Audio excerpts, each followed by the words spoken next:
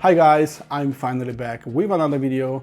I know I missed for several weeks. That's because a friend of mine passed away and I was unable to write and film new content. I missed listening to music, reading your comments, and of course looking at my camera. But I'm back and new content is going to drop on a weekly basis. Today I'm going to check this beautiful pair of closed-back planar headphones, which are called Meze Liric 2. I'll be comparing this with the third generation Lyric and also with the HiFi Audivina. Plenty of measurements will be provided and also a ton of sound impressions, so let's dive in. When I saw the third generation Lyric, my mind started picturing race cars and matte black fighter jets. Don't ask me why, but they certainly have this futuristic vibe attached to them.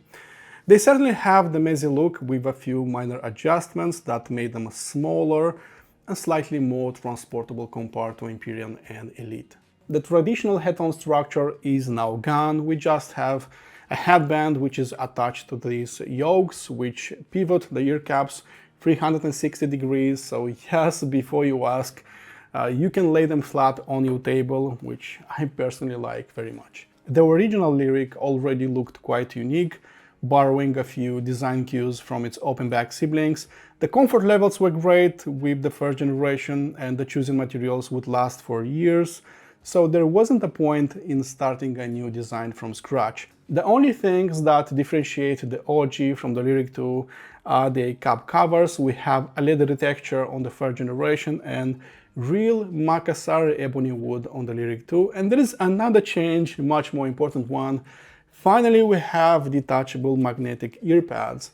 And this opens the window for some future developments, maybe for some Alcantara pads, maybe for some third-party offerings from Deconi or others. This is an amazing change of pace. Before we move on to sound impressions, I want to draw your attention to one important aspect many headphone builders overlook: cable quality. The original Lyric came with a fairly decent cable, which the Lyric 2 still includes. It's flexible enough, it doesn't suffer from nasty microphonics, and it seems sturdy enough. However, if you wanted fancier cables, better conductors, or a wider variety of connectors to work with your gear, then you needed to invest in a third-party cable or in one provided by Meze at an extra expense. The best pure copper cable that Meze offered for the Lyric would cost you $249. The cool part, this very cable is now bundled with the Lyric 2 at no extra cost. That's right, the famous pure copper conductors from Furukawa plant in Japan are now offered for free alongside the stock cable the original Lyric came with. As for tech inside them, Lyric 2 are currently Meze's best closed-back planar headphones that use a very similar driver to their upper-class headphones like Imperial 2 and Meze Elite. So yes, we have the same switchback driver, which has one area that is better at reproducing the mid-range and treble and another area that is better at reproducing all about that bass. The biggest change compared to original Lyric is this metallic piece right here, which is called QWRM or Quarter Wavelength Resonator Mask, which covers select openings in the driver frame, effectively attenuating high-frequency peaks above 7 kHz for a less fatiguing listening experience. And yes, I measured them and there is a drop of around 3 to 4 dB in that region. So brightness, what brightness? That is no longer the case with the Lyric 2. We have the same sensitivity of 100 dB per 1 mW of power, but since their impedance doubled from 30 ohms to 61 ohms, you'll need a little bit more juice from your amplifier to have a similar sound pressure level with the third generation Lyric. So what worked great on the Lyric 1 will work great on these ones as well. I don't find them super hard to drive, but a few small USB dongles might pose a problem with the Lyric 2. Alright guys, this is more than enough information for the Lyric 2 and I think that is the right time to hit some eardrums. Sound-wise, I wasn't a very big fan of the original Lyric. The sound was upfront and personal, quite intimate, and the soundstage was not blowing my socks off. The depth was okay, but the sounds were not bouncing, in front and back that much, so there was very little play. And the worst of all, the sounds were playing to my right and to my left with very little information in the middle. Like I was always and constantly listening to those extreme stereo recordings of the late 70s, if you ever tried any of those. The trebles were sharp and defined, but sometimes a little too enthusiastic, like a drummer is constantly playing some cymbals inside your head. So yes, they were a little bit brighter than usual to the rest of their doings, so I couldn't enjoy that much my rock and metal tunes. They didn't sound that much like a Meze headphone, especially in the upper registers in the treble, because there wasn't another Meze headphone that had those, sharp and super defined trebles.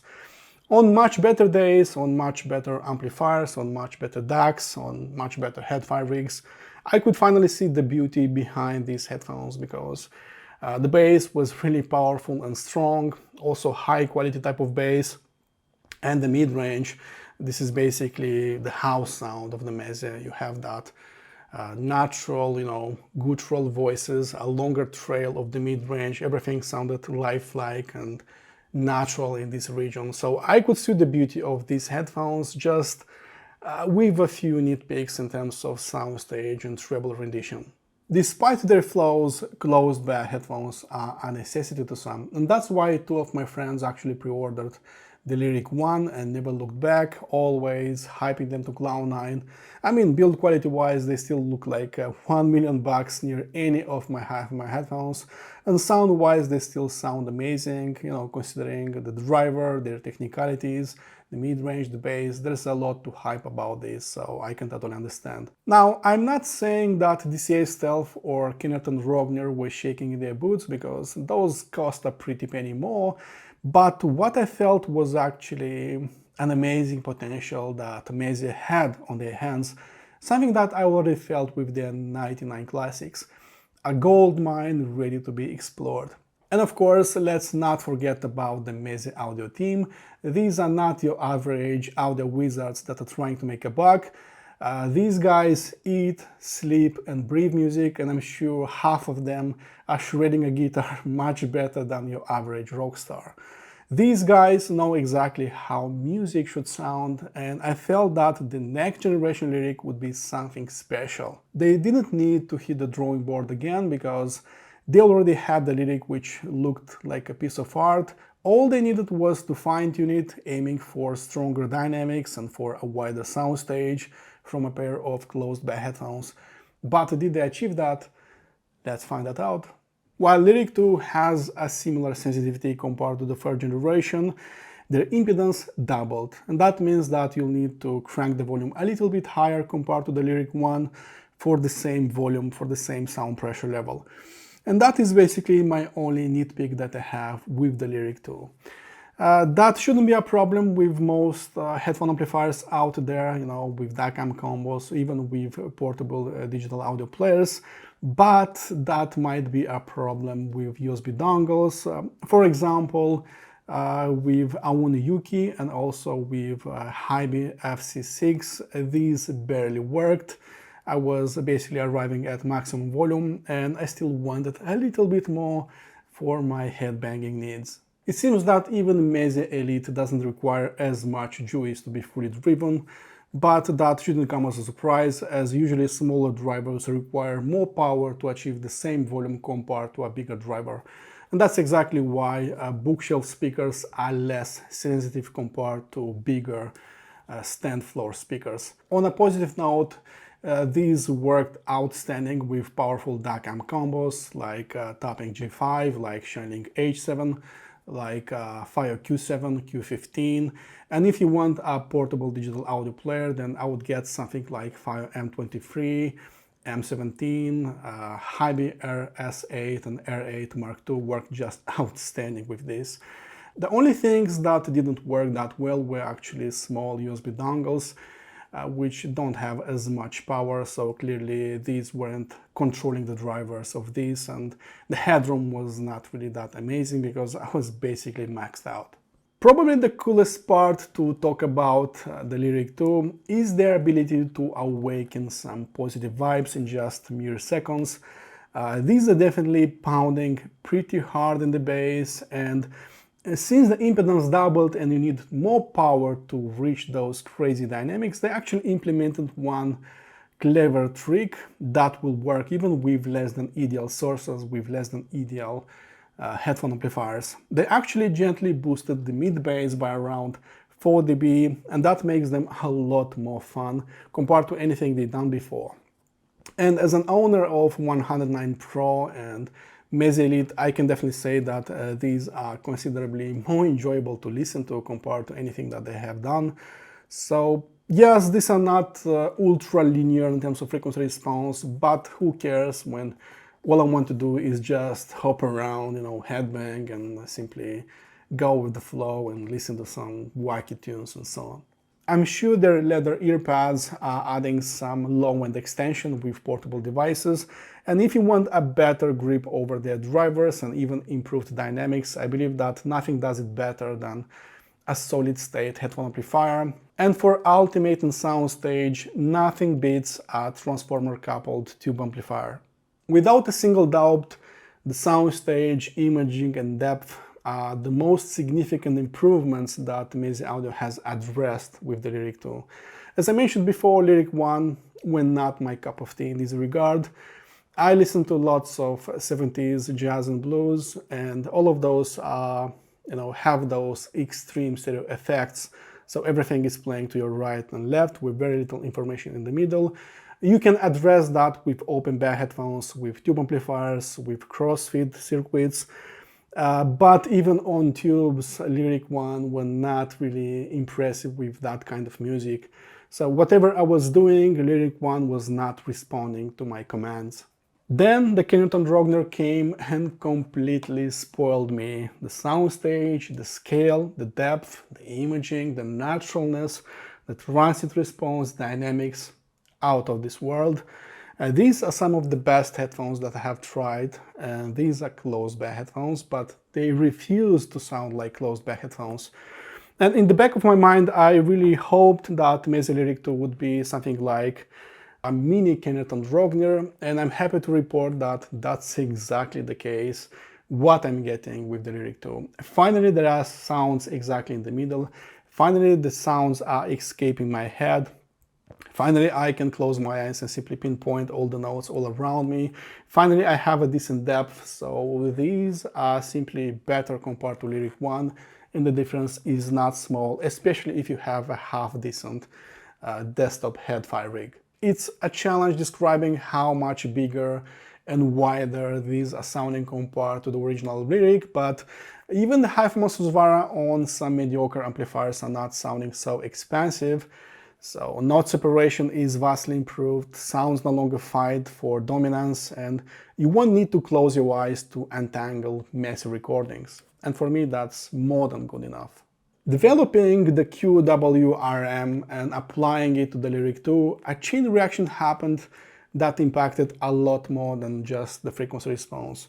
By suppressing that upper treble excess past 7 kHz, you naturally start focusing not only on the treble, but also on the bass, on the mid-range, and you start noticing that there are several nuances there in the mid-range, in the bass.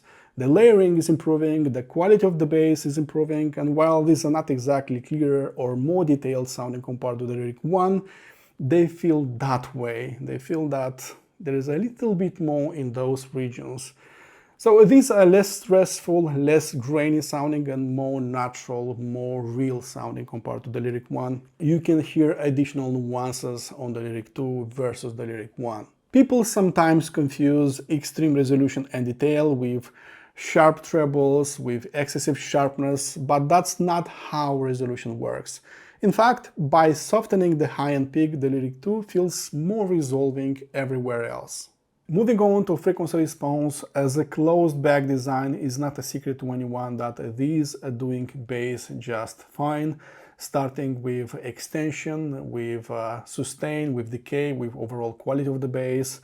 There is a gentle roll-off at around 20 Hz, but subjectively speaking, I cannot hear that roll-off at all with my electronica tunes. I can still hear those 20 Hz notes, so that is not actually a big problem.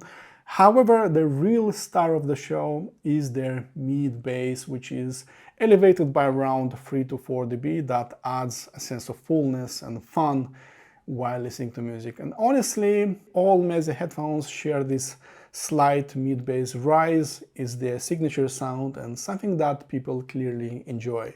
It almost feels redundant talking about the gorgeous mid-range in the Meze headphones. You are actually buying Meze headphones for this region alone, for the mid-range, for the naturalness of the instruments, for the guttural flow of the vocals, for the long decay, for the long sustain, for the meat on the bone.